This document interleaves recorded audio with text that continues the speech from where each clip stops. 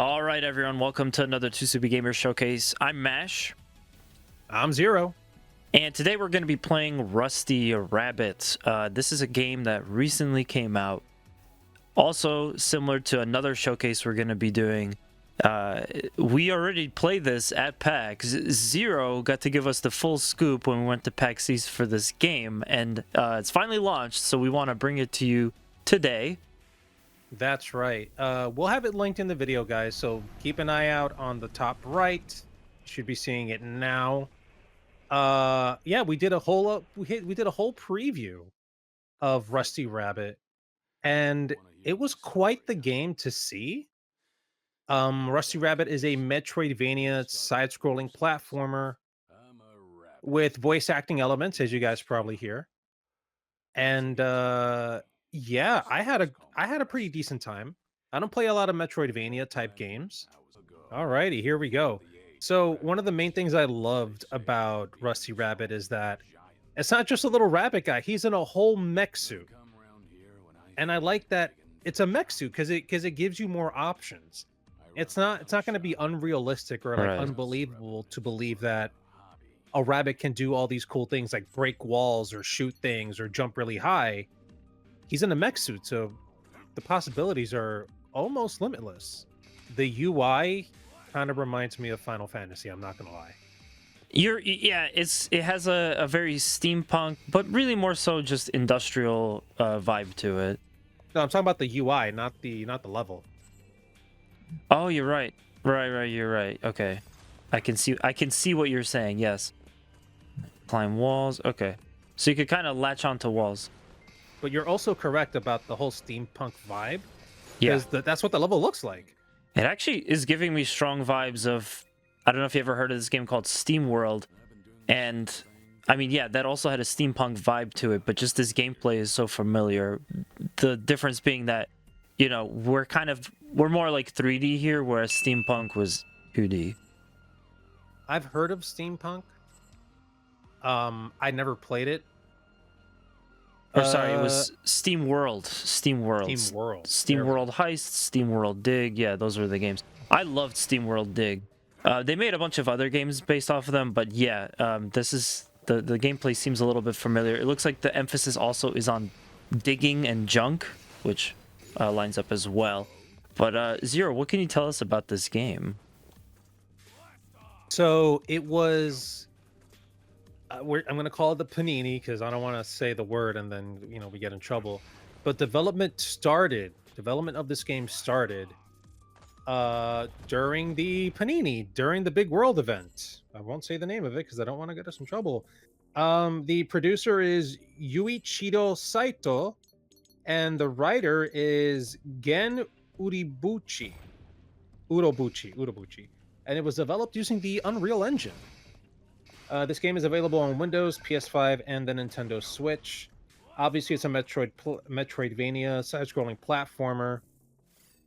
And the game takes place in a post-apocalyptic world where humans have long abandoned Earth, leaving it to rabbits, who have developed a civilization where the books of Peter Rabbit are seen as holy.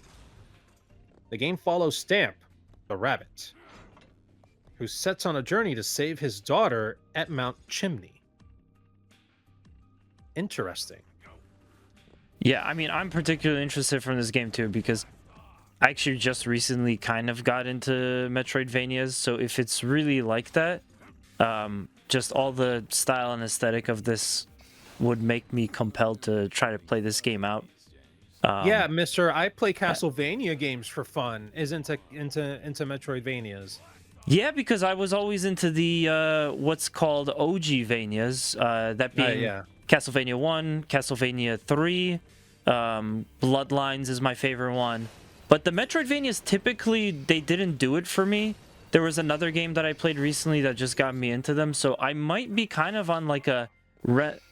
doing like my own renaissance of Metroidvania games. Ooh. Oh, dude, that's so nice. I never got to do that in the demo last year.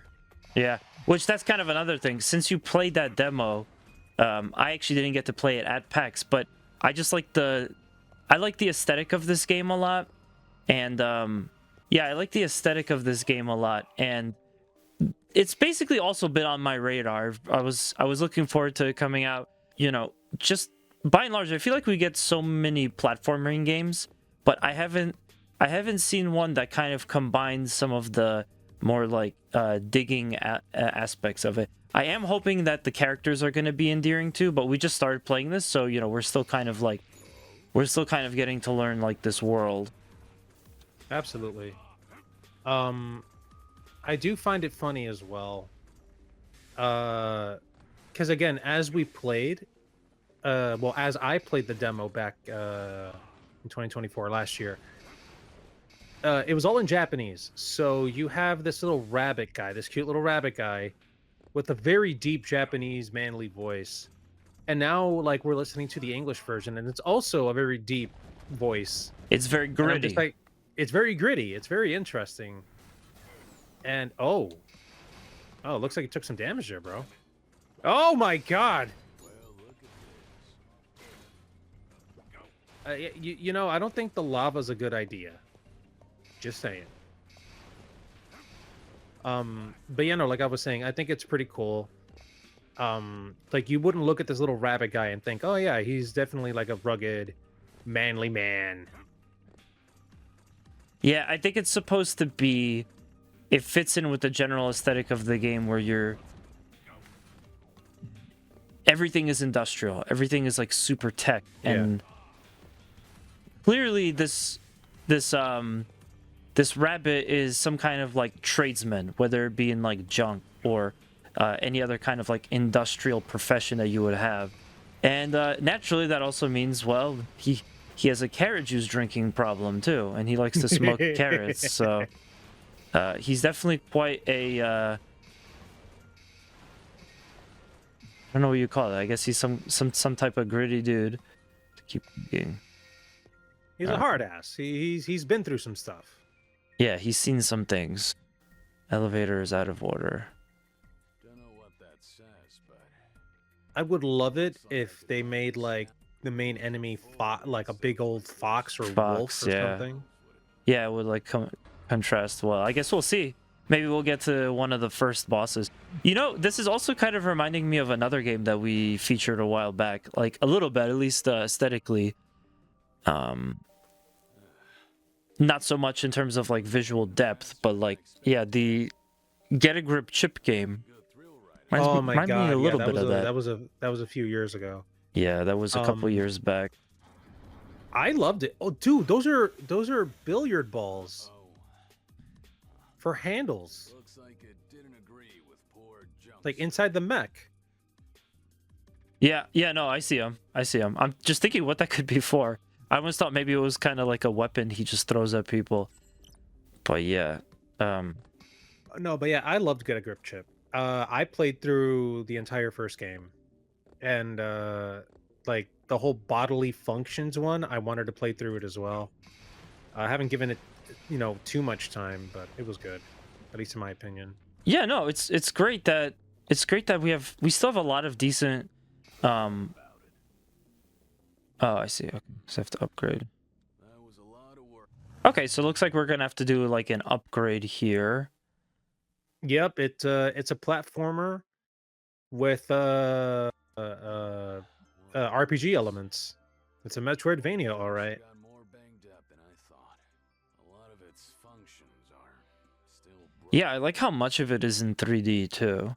Because for a second there, we got those stills, and I was kind of worried that the extent of the 3D might be just like the gameplay and like some cutscenes.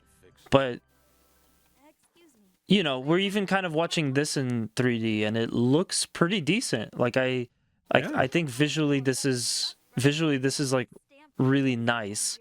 Definitely more so than what you'd consider for a typical Metroidvania.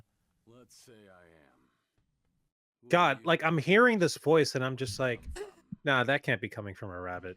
Which, again, that's why I immediately think of Conquer. I mean, I'm not getting the same level as Conquer, like the raunchiness and stuff, but definitely seeing like this cute, fuzzy animal with a voice that doesn't match, or at least what's being said doesn't match, that cuteness, I just can't help but think back to Conquer. Like, somebody has to make another game that's just like Conquer.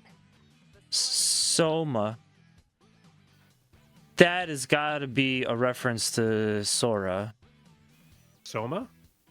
Sora? Isn't Well, isn't Sora from Sora Kingdom Hearts? is an actual Japanese word that means sky.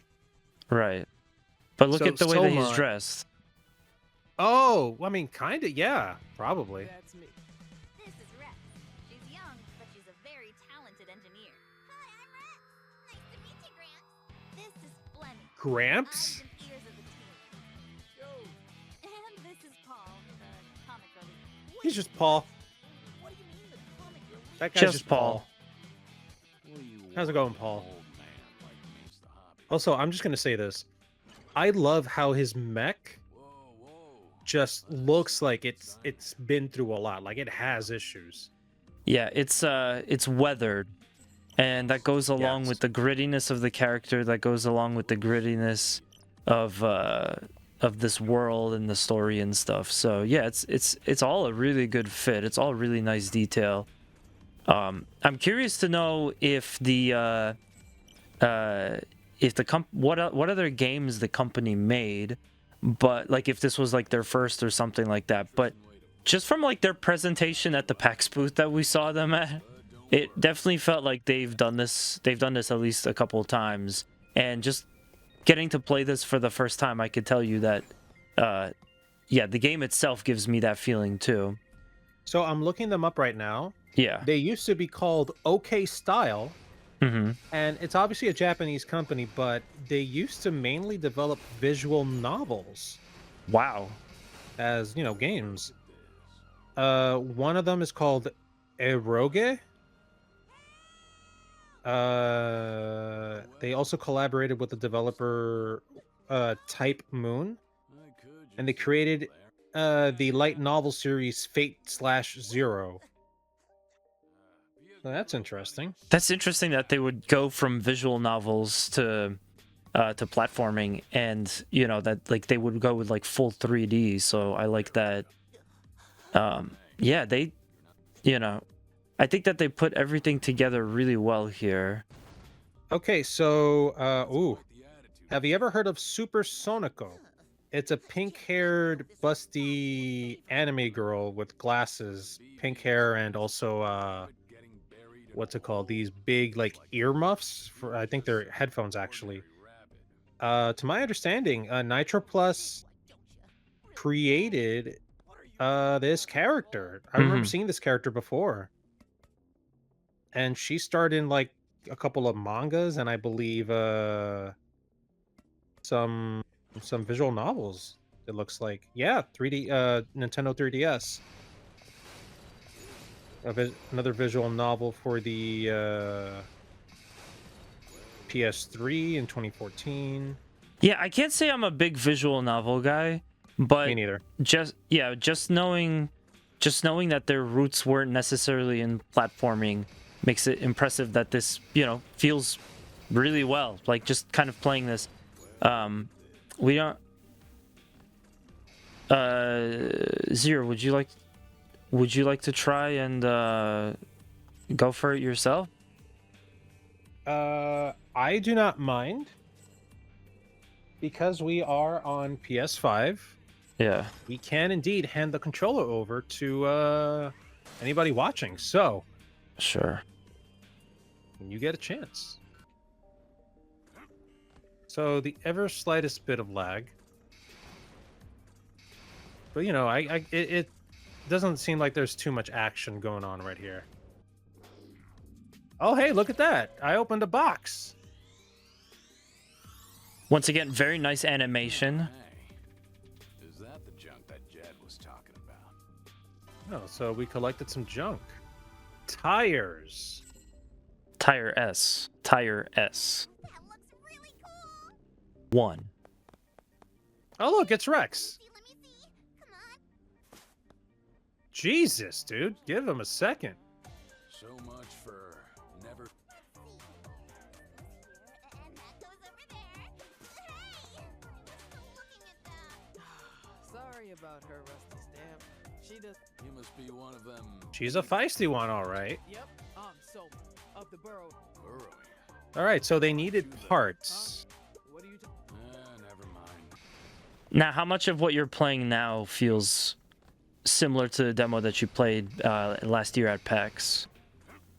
I mean, it feels extremely similar to what I played back then. Yeah.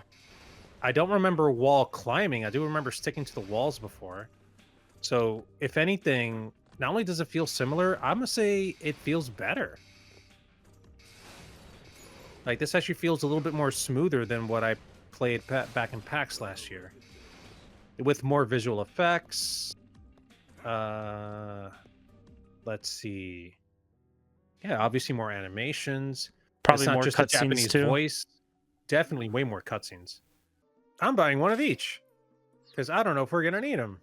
It's an impairment remover, so it's probably like, you know, an item that you would have for so that you can like get rid of paralyze or like stun or fear or something, confusion. I hear you. Yeah. Yeah, I feel like this game is definitely going to make you want to break every single block because that's just how it is. But I was saying earlier how like, so with Metroidvanias typically you're focused on your double jump a lot, to the point where some Metroidvanias go to the extent where you can get upgrades. They'll give you more than one double jump, so you can jump like 5, 4, whatever, however many times without touching the floor, and that's great. But I feel like the majority of them, the main thing that you're looking out for with that Metroidvania is to get a double jump and then get more double jumps on top of that.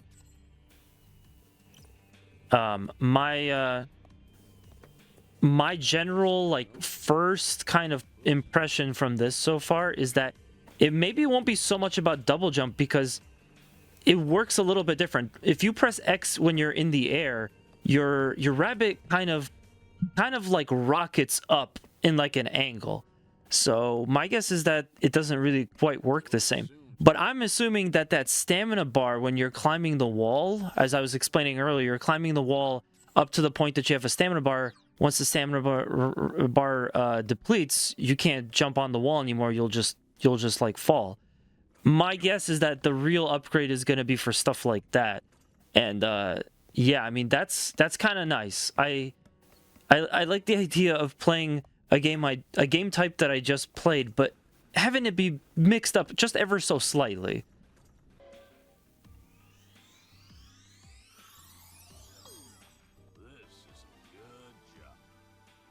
Upper factory key. You can open door. Oh, cool. That door we couldn't open before is now unlockable. I also like the little arrow. Oh man. Yeah, we're definitely gonna. At least I am. I'm definitely gonna spend a lot of time in this because these Metroidvania games are always like a big time commitment, in my opinion, because it takes so long to fully explore, and you do have to do quite a bit of backtracking. But I can see myself really getting completely sunk into this, especially since it's so much different than like the previous Metroidvania games that I just played. So yeah. No, I hear you. I was interested in this game from the get-go because, again, it's a cute little rabbit and a platforming game, and he's also in a mech suit. Yeah. I like that. I think that's cool. So, finding out that it's a Metroidvania, like this might just be one of the first Metroidvanias I, myself get really like into. It's a shame that we don't have it physically. Yeah. I don't think there's a physical version of this game, is there? Probably not. I ended up getting this one digitally. Yeah. And there was also something else that was really funny about this game when we went to PAX East. At least for me personally, but when we got to see this, I think you were the one that wanted to play it specifically. Yep. But it just so happened that it was on the opposite side the opposite end of one kind of like section of the show floor where one of my favorite studios, Grasshopper Manufacturer, is at. So obviously I wanted to go there to check out Shadow of the Dam. Suda 5-1 was there, and they had this cool thing where you could line up and play poker with him. And, you know, obviously all of that was a great time. But my assumption was that because this and Grasshopper's booth were kind of like it felt like they were connected because they were on opposite sides, but like in the same square. For some reason, my brain was like, oh, they're part of like the same publisher. And I made up my own like real life lore that somehow, like in my head, like somehow Suda was involved in this game. Like I start to kind of like think like that, like, oh, if they're associated with Grasshopper, then it's probably like Suda did something with this game. So to me, I'm gonna see Rusty Rabbit a little bit different for most folks, because for some reason I just believe that Suda was involved in this, even though we know he wasn't. We later found out that he wasn't, and I was like, oh wait, that's an interesting way that they set up the booths. But in spirit, this is a Suda 5-1 game as far as I'm concerned. And I'm all right with that. All right, so I got to be careful. Apparently, every time you use your drill, you move forward a little bit. You don't want to get too close. Yeah, because Rusty kind of like lunges forward. Yeah, I'm here trying to like kill the enemy. I'm just like, all right, he's just standing in front of me. I just gotta use my drill.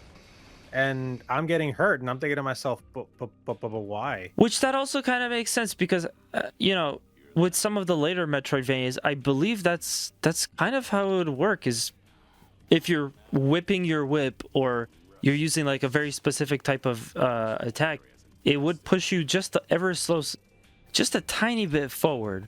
Don't quote me on that. I might be wrong. I don't have the most extensive knowledge of Metroidvanias. But yeah, I mean, it kind of makes sense because this is such a melee-heavy character. He's in a big, beefy mech, and he's just charging in with each fist every time you attack. So, or he's charging in with his drill every time you attack. So it just makes a lot of sense. No, yeah, I should have known. So when you saw me die like a minute ago, I was kind of upset with myself. Oh yeah. All right, come on, guys, get through this cutscene. Let's go. Well, you can just skip it. Yeah, I think we're gonna end it because we're at we're just over time now.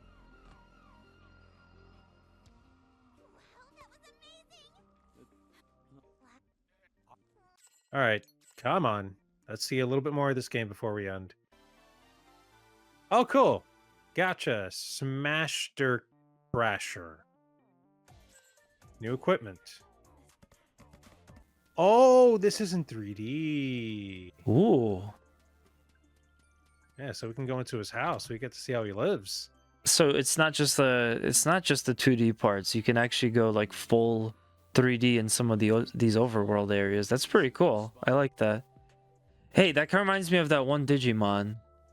Koromon, yeah. Even I know it's supposed like to be a rabbit. Yeah. And craft stuff. All right. Crafting mechanics. As long as we have blueprints for it. Oh, this menu is really nice. Again, it's very Final Fantasy-esque. And, well, true, but it fits really well with the kind of like watercolor or like oil painted whatever backgrounds that they got. Yeah, this game is definitely visually pleasing, and that makes sense because a team that typically makes visual novels made this. That actually does make a lot of sense now. Yeah. Good menus, good screens, good still shots, all that stuff. But we're gonna call it here. Guys, we hope you enjoyed this. This is Rusty Rabbit. Once again, game that we got to check out at PAX East. Specifically, Zero got to check it out at PAX East. But I had this on my radar for a while, so I had to pick it up. We want to focus on it and talk a little bit about this game for this channel. But right now, the episode has come to an end. That's right. If you guys enjoyed this, make sure to slap the like button, mash the subscribe button. And let us know down in the comments below, do you like Metroidvania games? Which one's your favorite? Are you looking to try this game out? We definitely recommend it. Yes, and we are currently in Season 4 of Showcase. We do lots of showcases just like this one on the channel. We try to take requests as well. So if you have a request for a showcase, let us know in the comments below. And we'll be back for another episode very soon. That's right, everyone. Take care. We'll see you next time.